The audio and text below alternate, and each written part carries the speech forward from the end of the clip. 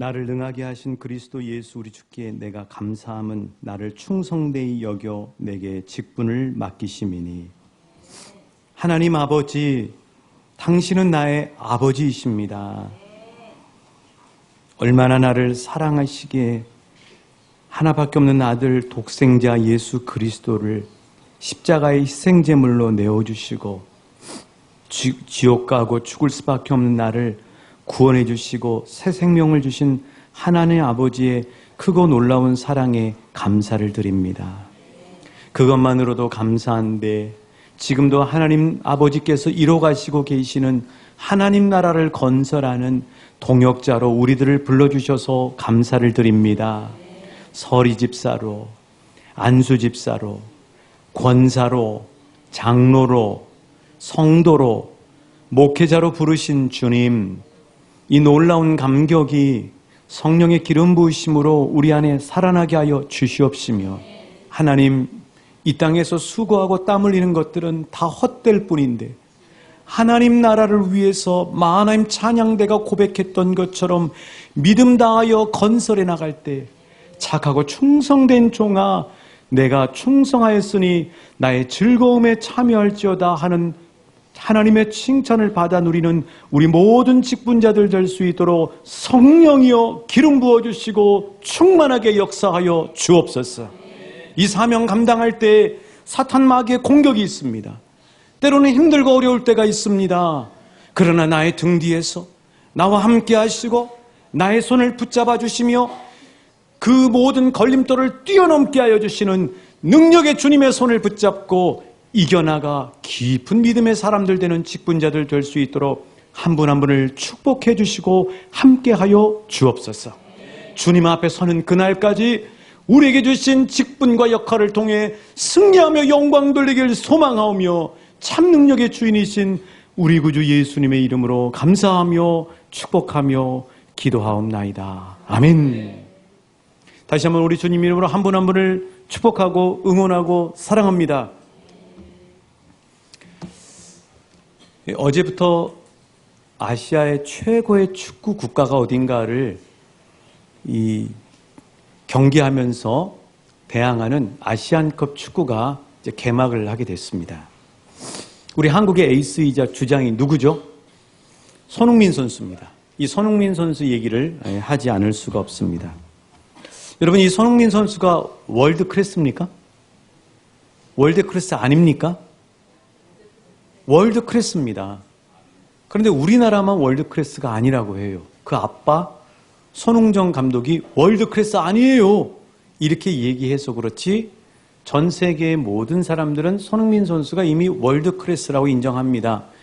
손 선수가 뛰고 있는 영국 프리미어 리그에 전설적인 공격수가 있는데 앨런 시어러라고 하는 선수가 있습니다. 이 선수 또 수많은 레전드들 그리고 또 상대팀 선수들까지도 모두 다 손흥민 선수를 월드 클래스라고 이미 이구동성으로 인정하고 있습니다.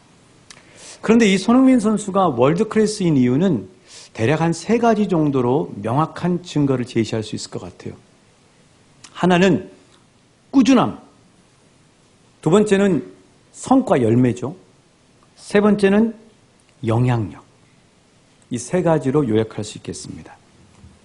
우리 손흥민 선수의 꾸준함을 치면은 데뷔해서 2016년에 데뷔를 해가지고 선수로 이제 뛰면서 2016년 아닌 것 같은데 이거는 여러분 좀 빼주시기 바랍니다.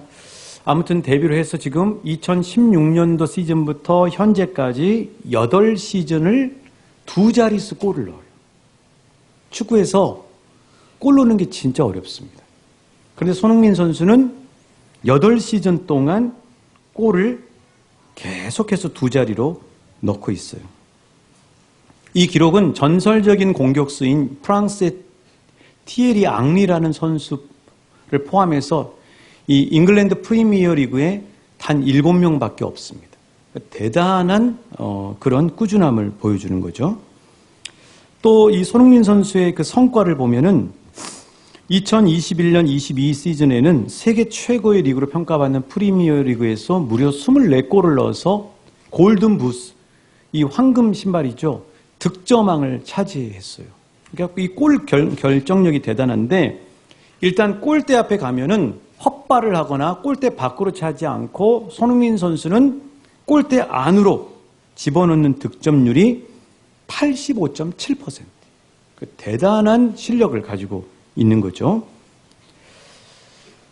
심지어는 그 스포츠 탈장이나 안화골절로 인해서 부상 중에 있었음에도 불구하고 무려 14골을 넣었어요. 대단한 거죠. 부상 중에도 14골을 넣었다는 거죠. 별로 관심이 없는 것 같아요, 좀. 또 뿐만 아니라 이 손흥민 선수의 영향력을 보면은 이 손흥민 선수가 팀의 이제 주장이 됐는데 이 주장이 되면서 신참 선수뿐만 아니라 고참 선수들에게 감동 감화를 시켜주는 거죠. 심지어는 치열하게 경기했던 상대 선수들 그리고 어린아이뿐만 아니라 어른들까지 팬들도 모두 다 손흥민 선수를 참 좋아하는데 그 이유는 뭐냐면 손흥민 선수가 배려심이 많아요. 배려심. 또 항상 웃어요. 그리고 이 선행을 하죠. 그러니까 선행을 하고 겸손한 거죠. 그래서 이 선한 영향력을 많이 끼치고 있는데 우리나라의 그 유소년 선수들뿐만 아니라 영국의 그 취약계층에 있는 분들을 돕고 있고요. 또 자기 팀의 코치가 얼마 전에 몇 년 전에 타계했는데 그분의 병원비를 다 내는 이런 선행을 하고 있는 손흥민 선수입니다. 팬 서비스도 얼마나 좋은지 출국할 때 선수가 그 몇 시간을 비행기를 타고 가려고 그러면 얼마나 피곤해요. 그런데 공항에 나와 있는 팬들을 미리 생각하고 나와서 그 팬들에게 팬 서비스를 일일이 다 해주는 거죠. 누가 뭐라 그래도 이 손흥민 선수는 꾸준함, 열매, 그리고 선한 영향력으로 월드 클래스 선수가 맞습니다. 자, 그런데 이런 손흥민 선수를 만들어낸 사람이 누구예요? 그의 아버지 손흥정 감독이시죠. 자, 그렇다면 이 손흥정 감독이 대체 어떻게 했길래 이 손흥민 선수 같은 선수가 만들어지게 됐는가? 이거는 좀 이따 설교 말미 여러분에게 말씀을 드리겠습니다. 지난주 하나님은 우리에게 하나님의 말씀이 정말 중요한 이유가 뭐냐면 말씀이 거짓과 가짜와 짝퉁과 속임수로부터 우리를 지켜주는 진리이기 때문에 말씀이 중요하다고 이야기를 하셨어요. 그러니까 말씀은 진리잖아요, 여러분. 그 진리를 가까이 하면 거짓을 분별하는 거죠. 거짓을 주목하는 게 아니라 진리를 주목할수록 거짓을 분별할 수 있게 되는 거죠. 그래서 우리가 늘 말씀을 가까이 해야 되는 이유가 뭐냐면 말씀이라고 하는 진리가 우리를 거짓으로부터 분별하게 해주고 보호해 준다고 하는 사실입니다. 오늘은 접속하라 열릴 것이다라는 제목으로 그렇다면 우리가 하나님의 말씀을 즐거워하고 주야로 붙잡을 때 두 번째로 어떤 축복을 받을 수 있는가 하는 말씀을 함께 나누려고 해요. 접속하라. 한번 따라해 주세요. 접속하라. 뭐에 접속합니까? 열릴 것이다. 그럼 뭐가 열린다는 거예요? 자, 오늘 말씀 3절 한번 같이 읽어보실게요. 3절입니다. 시작. 그는 시냇가에 심은 나무가 철을 따라 열매를 맺으며 그 잎사귀가 마르지 아니함 같으니 그가 하는 모든 일이 다 형통하리로다. 자, 이 읽으셨던 3절 말씀에서 우리가 주목해야 될 게 맨 끝절에 있는 형통이라는 단어입니다. 형통. 여러분, 이 형통이라는 뜻이 무슨 뜻이에요? 사전을 찾아보면 이렇게 되어 있습니다. 모든 일이 뜻과 같이 잘 되어 간다. 이게 형통입니다.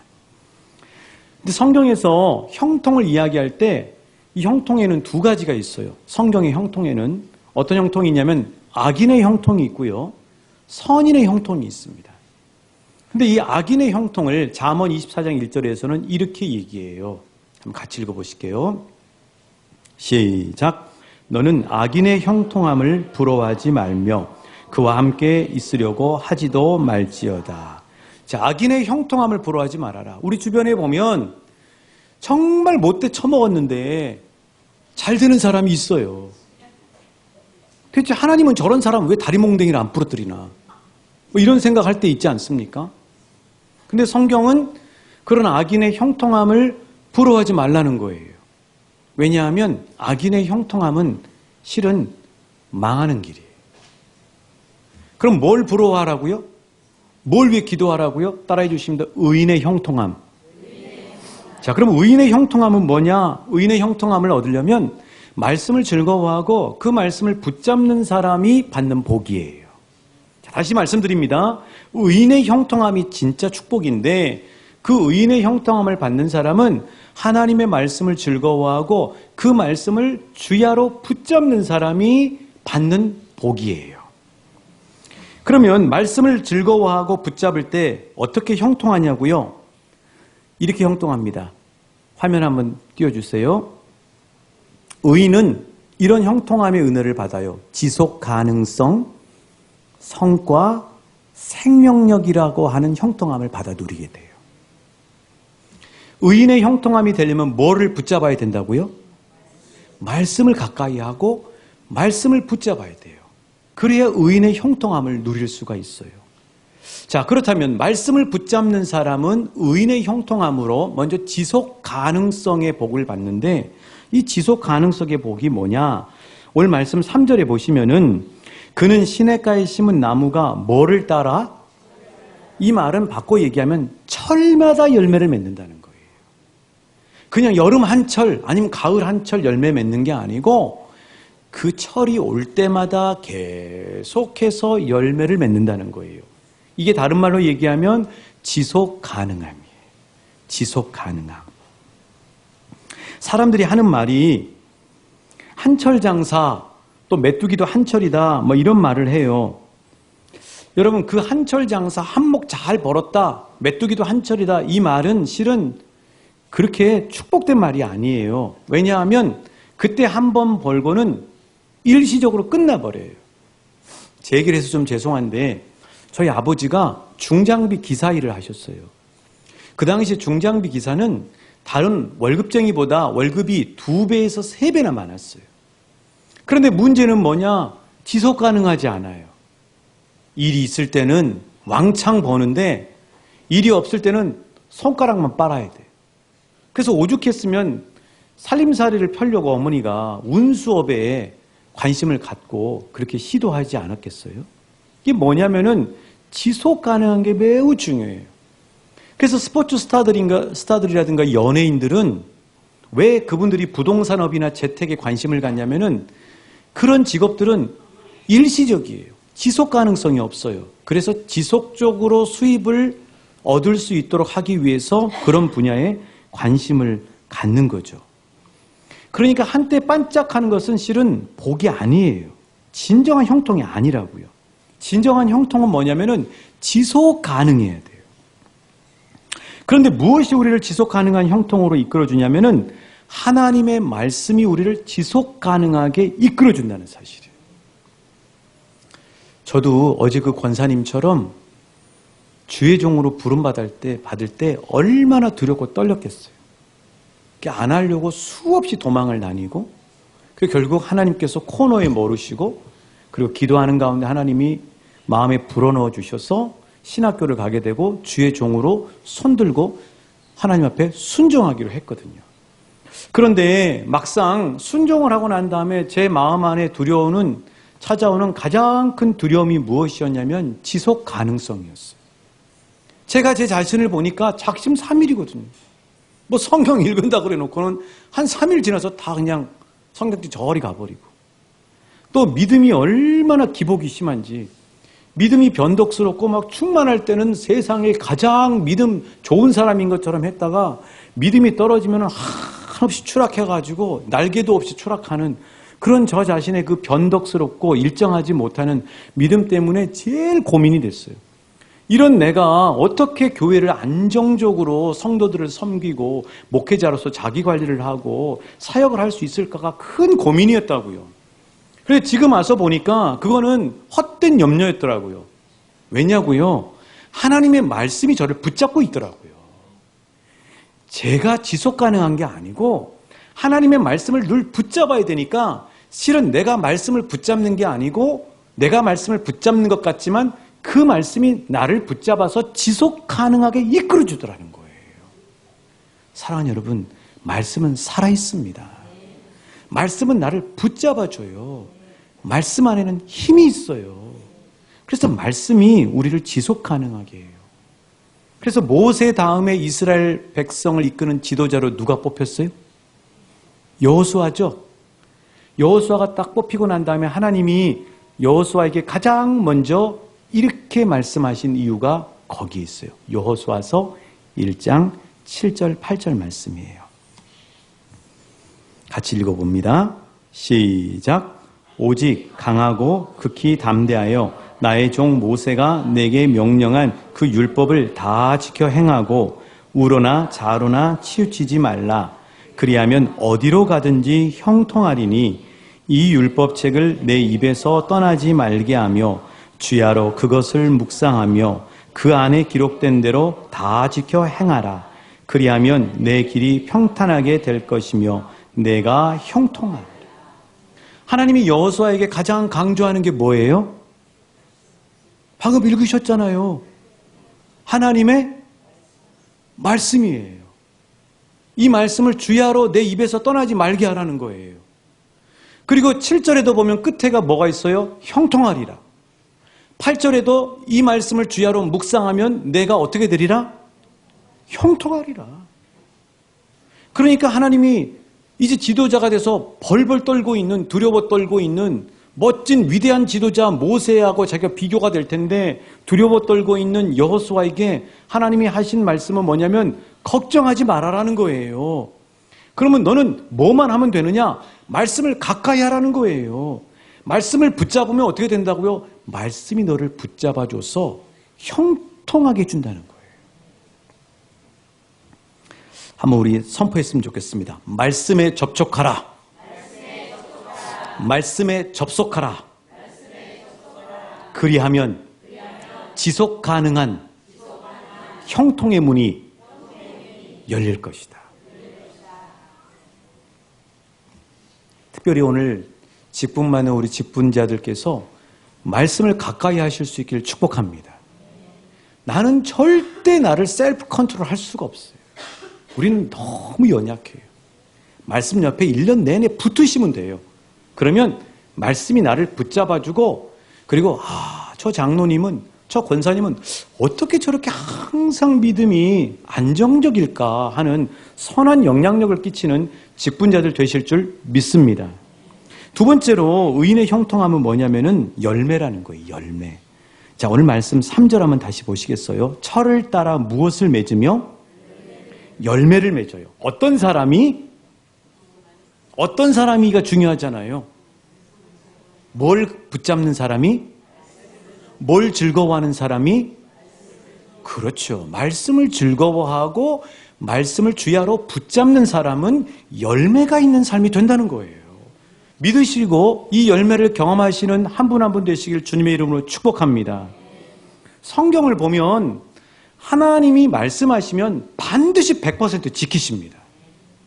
아브라함에게 네 몸에서 날 자녀를 주겠다 하고 75세 때 약속했는데 25년을 기다리는 것이 힘들어서 그렇지 100세가 되니까 하나님께서 이삭을 자녀로 주셨어요.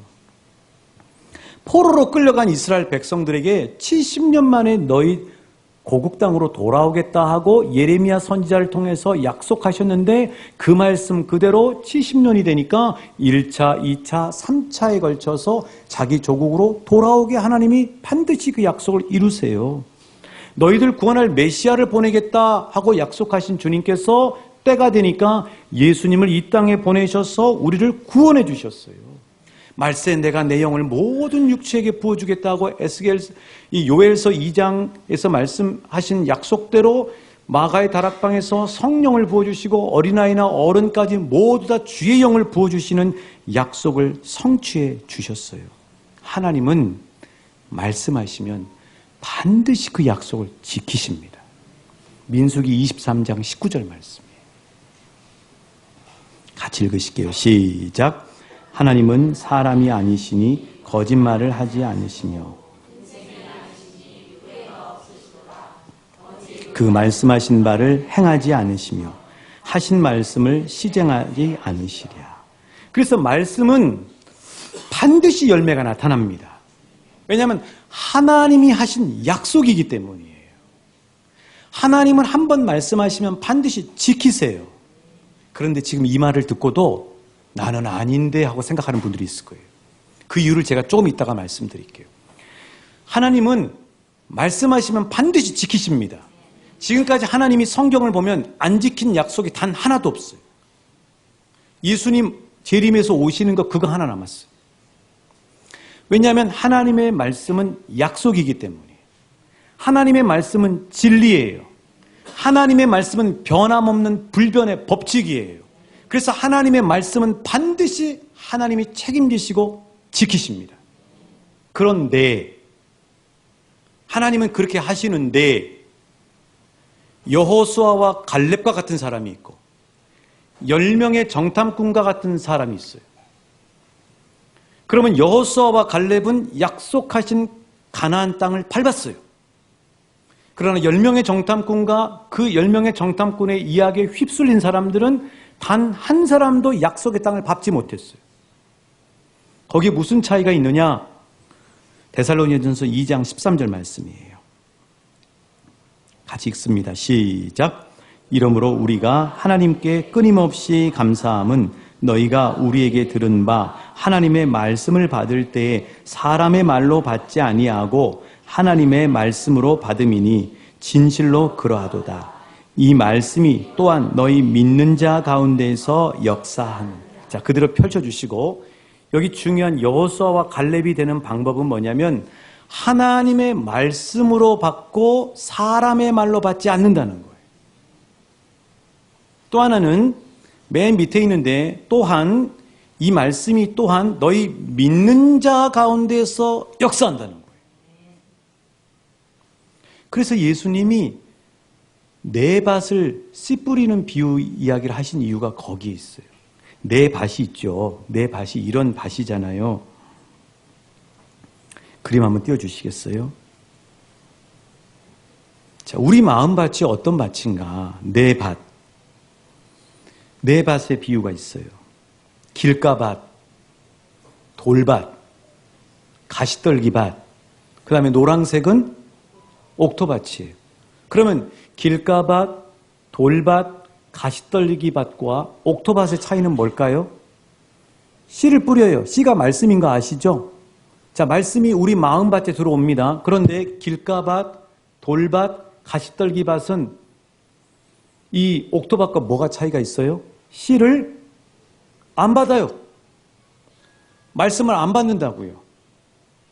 그럼 옥토밭은 뭐가 차이가 있냐? 옥토밭은 말씀을 믿음으로 받는 거예요. 아니, 그 땅에서 열매가 자라려면 씨가 그 나무, 그 땅 안에 들어가야 될 거 아닙니까? 이 시간에 설교가 선포되는데 옥토밭인 사람은 하나님이 나에게 주신 말씀으로 믿음으로 받는다고요. 그러면 그렇게 받는 사람은 여호수아와 갈렙이 경험했던 것처럼 날마다 매 순간마다 하나님의 약속의 열매를 경험할 수가 있어요. 그 예배 시간이 유두고가 되면 안 돼요. 절대. 몸은 여기 있는데 마음이 딴 데 뺏겨 있는 사람. 그러면 돌짝밭, 길가밭, 가시떨기밭일 수 있어요. 복잡한 생각에 막 사로잡혀 있으면 실은 가시떨기밭하고 똑같아요. 그래서 실은 저와 여러분이 이 예배 자리에 올 때 항상 옥토밭처럼 믿음으로 임하실 수 있길 주님의 이름으로 축복합니다. 그러니까 하나님은 말씀하시면 반드시 100% 지킵니다. 그러면 나에게 하나님 말씀해 주시면 반드시 하나님은 지켜요. 그런데 왜 하나님이 약속하신 그 말씀이 열매로 안 나타나느냐? 그것은 내 마음밭에 달려있어요. 믿음으로 받는 사람은 이 믿는 대로 말씀이 역사해요. 그런 은혜를 경험하시는 한 분 한 분 되시길 주님의 이름으로 축복합니다. 자, 세 번째로 의인의 형통은 생명력으로 나타납니다. 그러니까 하나님의 말씀을 즐거워하고 주야로 묵상하는 사람은 생명력이 넘치는 형통함을 받아들여요. 쉽게 얘기하면 말씀을 가까이 하는 사람은 생명력이 넘쳐요. 진짜 그러더라고요. 말씀을 가까이 하는 사람은 시들지 않아요. 자, 3절 한번 보세요. 그 잎사귀가 마르지 아니함 같다 하고 말씀하고 있어요. 잎사귀가 마르지 아니한다. 자, 여러분 화분과 꽃나무를 여러분 키우시죠? 그러면은 그 화분과 꽃나무의 상태는 어디서 나타나요? 제일 먼저? 이파리에서 나타나죠. 이파리에서. 이파리가 저같이 많이 안 길러본 사람도 알겠더라고요. 이파리가 건강하면 윤기가 나고 그리고 푸르르고 그리고 통통하고 그러면은 건강해요.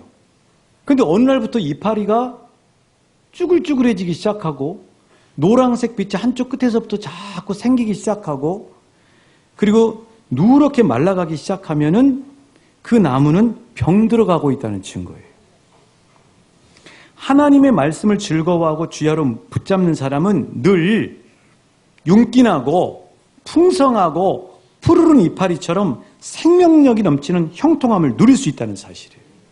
그러면 왜 하나님의 말씀을 붙잡는 사람이 생명력을 얻느냐? 디모데후서 3장 16절의 말씀이에요. 디모데후서 3장 16절 시작. 모든 성경은 하나님의 감동으로 된 것으로 교훈과 책망과 바르게 함과 의로 교육하기에 유익하니. 자, 유진 피터스는 메시지 성경에서 이거를 이렇게 번역을 해놨습니다. 보시면 성경의 모든 부분에는 하나님의 숨결이 깃들어 있어 모든 면에서 유익합니다. 그러니까 하나님의 감동이라는 말을 하나님의 숨결로 번역을 해놨어요. 유진 피터슨 목사님은 언어에 탁월한 사람이에요. 이 탁월한 목사님이 왜 하나님의 감동을 하나님의 숨결이라고 번역했을까? 이 숨결이란 말은 창세기 2장 7절에 나오는 흙으로 사람을 짓고 난 다음에 하나님이 그 코에다 뭘 집어넣어요? 생기를 집어넣어요. 그러니까 성경은 하나님의 생기로 만들어졌다는 거예요. 그러니까 말씀 안에 생명력이 있는 거죠. 그러니까 그 말씀을 자꾸 붙잡는 사람은 생명력이 들어오는 거죠. 그 말씀을 암송하고 그 말씀을 보고 그 말씀을 듣고 그 말씀과 가까이 하는 사람은 말씀 자체가 하나님의 숨결이고 생기가 풍성하기 때문에 그 생기를 공급받아서 생명력이 넘치는 삶을 살 수 있게 되는 것이죠. 저는 이 사실을 언제 알았냐면요. 아주 생생하게 경험했는데 우리 교회 행사가 있으면 외부 강사님들이 오셔서 말씀을 전하잖아요. 어느 해 이름만 대면 유명한 분이에요. 전국에 있는 교회는 다 다니셨고 한인들이 모여서 교회를 이루고 있는 곳에는 많이 다니신 분이에요. 책도 쓰셔서 그 책이 아주 유명한 책이 됐어요. 근데 그 강사님이 우리 교회에 오셨는데 점심 먹고 난 다음에 저하고 이야기하면서 이런 얘기를 하시더라고요. 목사님, 제가 지치지 않도록 기도해 주세요. 제가 지치지 않도록 기도해 주세요. 조금 소위 약발이라고 그러죠. 약발. 약발이 떨어지는 겁니다. 그러니까 간증을 하시면서 자신의 삶 속에 경험했던 수많은 간증들을 하시고 다니는 분들은 우리가 조금 조심해야 될 게 뭐냐면 간증은 매우 가깝게 다가오고 쉬워요. 그런데 간증이 하는 사람이 계속 간증을 하면 약발이 떨어져요. 그 간증이 처음에 경험했던 하나님의 그 생생한 감동이 떨어진다고요. 자기 자신도. 우리 자신도 하나님을 경험하면 그게 그때는 충만했는데 또 그 다음에 좀 지나면은 그 감동이 수그러들잖아요. 그래서 날마다 하나님을 경험하는 게 매우 중요하거든요. 간증하고 다니시는 강사님들 중에는 어떤 극소수는 그래서 간증을 극대화시켜요. 그리고 많이 과장하는 경향도 있어요. 그런데 비슷한 무렵에 한때 최고의 인기 가수를 하시다가 하나님 앞에 부름받아서 목회를 하시는 분이 또 강사로 성탄 이후 초청잔치에 오셨는데 그분 다 끝나고 난 다음에 익산역에 모셔드리는 캄캄한 밤에 제가 여쭸어요. 목사님, 이렇게 전국을 다니면서 사역하시면 지치고 그러시지 않으세요? 그랬더니 이분이 이렇게 답하시더라고요. 아니요. 안 지칩니다. 왜냐하면 말씀을 전하면요. 말씀이 나를 살려줘요. 저는 그때 알았어요. 간증과 성경 말씀은 이렇게 차이가 나요. 간증이 우리가 도움이 되고 또 처음에는 젖과 같이 죽과 같이 신앙생활을 처음 하는 분들은 간증이 좋아요. 그런데 어느 정도 신앙이 연륜이 깊어지는 분들은 말씀 그 자체로 은혜를 받으시길 축복합니다. 마치 이런 거 똑같아요. 여러분 슈퍼에 가면은 과일 음료수가 있죠. 과일 음료수를 자세히 보시면은 뭐 사과 무슨 음료수다 그러면 거기 사과 원액이 얼만큼 들었을 것 같아요? 10%도 안 들어있어요. 2%도 안 들어있어요. 1점 몇 퍼센트 들어있어요. 그럼 나머지는 뭐냐? 물에다가 화학적으로 냄새나게 해가지고 다 타는 거예요. 실은 음료수가 그렇게 안 좋은 거거든요. 그러면 장수 사과를 딱 따가지고 그 사과를 오리지널로 원액 과즙으로 생과즙으로 쫙 짜서 음료수 만들어서 드시잖아요. 그거는 100% 과즙이에요. 자, 그러면 슈퍼에서 파는 이 과일 음료수하고 생과즙하고 어떤 게 더 비타민C가 많고 우리 몸에 좋겠어요? 생과즙이죠. 간증이 그런 거예요. 간증은 음료수 같은 거예요. 하나님의 말씀은 생과즙이에요. 그래서 말씀을 가까이 하고 그 말씀을 늘 붙잡는 사람은 그 말씀 안에 하나님의 숨결과 생기가 가득하기 때문에 그 생명력을 날마다 공급받고 살아나는 역사를 경험하게 되는 거죠. 그래서 한번 선포합니다. 말씀에 접속하라. 그리하면 풍성한 생명력을 얻으리라. 할렐루야. 올해 말씀을 함독이라도 좀 하시는 우리 성도님들 되시길 주님의 이름으로 축복합니다. 자, 이 손흥민 선수가 월드클래스인 이유는 아까 말씀드린 것처럼 꾸준함, 성과, 선한 영향력이라고 말씀드렸어요. 그런 손흥민 선수라는 월드클래스 나무를 기른 사람은 그의 아버지이자 멘토인 손흥정 감독이에요. 이분이 독실하고 탁월한 하나님의 사람입니다. 왜 이분이 탁월하냐면 성경 말씀을 방송에 나가서나 사람들 앞에서 이야기할 때 말씀을 그대로 얘기 안 해요. 성경 말씀을 세상적인 언어로 바꿔서 이야기할 수 정도의 실력이에요. 그래서 이분이 가장 많이 하는 얘기가 뭐냐면 겸손, 하늘이 주신 기회, 배려, 내가 상대방을 배려하면 상대도 나를 배려. 이거 마태복음 7장 14절 말씀을 세상 언어로 바꿔서 하는 거. 이런 지혜가 필요해요. 직장에서. 왜냐하면 세상이 많이 이렇게 좀 교회에 대해서 맞서기 시작하니까 성경 말씀을 그대로 이야기하면 사람들은 맞서요. 그 원리를 손흥정 감독님처럼 세상의 언어로 잘 바꿔서 이야기하세요. 손흥정 감독님의 인터뷰 내용을 들어보면 전부 다 성경 이야기. 근데 이분이 어떻게 이렇게 탁월하고 독실한 그리스도인이 됐느냐? 평탄할 때 이런 일이 일어난 게 아니에요. 이 감독님이 28살에 갑작스러운 부상으로 조기 은퇴를 하게 됐어요. 그러면서 먹고는 살아야 되니까 무슨 일을 했냐면 헬스클럽 강사, 또 방과후 스쿨 교사, 막노동판의 막노동꾼, 그리고 또 일용직 근로자, 이런 힘든 시간들을 보냈어요. 근데 그런 힘든 시간 속에서 이분이 늘 가까이 했던 게 뭐였냐면 성경이었어요. 15년 동안 성경과 독서를 통해서 읽고 끝나는 게 아니라 그걸 노트로 쓴 거예요. 그래서 자기 마음 안에 새기고 그것을 그대로 손흥민한테 전해준 거예요. 이분이 지난 1월 7일에 한 언론사 인터뷰에 나와가지고 자신이 어떻게 교육을 하는지, 손흥민을 교육했는지, 자녀들을 교육했는지 이야기를 해주더라고요. 제가 읽어드릴게요. 아이가 태어나면 말은 못하고 눈으로 보기만 한다. 자녀는 누구나 부모의 뒷모습을 보고 자란다. 그래서 부모가 솔선수범해야 한다. 책 봐라 말만 하지 말고 부모가 책을 봐라. 운동해라 하지 말고 부모가 함께 운동해라. 기도해라 하지 말고 본인이 기도해라. 그래서 가정교육이 중요하다. 성경을 보면 부모가 마땅히 행할 길을 자녀에게 가르치라고 했다. 그러니까 손흥민이 나온 이유는 손흥정이라는 멋진 아버지가 늘 말씀을 붙잡고 그 말씀의 가치로 살아가니까 지속 가능함, 열매, 생명력이라고 하는 형통함의 복을 받아 누렸을 뿐만 아니라 그의 사랑하는 아들이 그런 하나님의 놀라운 역사의 열매로 이렇게 국가와 하나님 나라를 위해서 쓰임받고 있다고 하는 사실이에요. 사랑하는 여러분, 저와 여러분의 자녀도 우리의 뒷모습을 봅니다.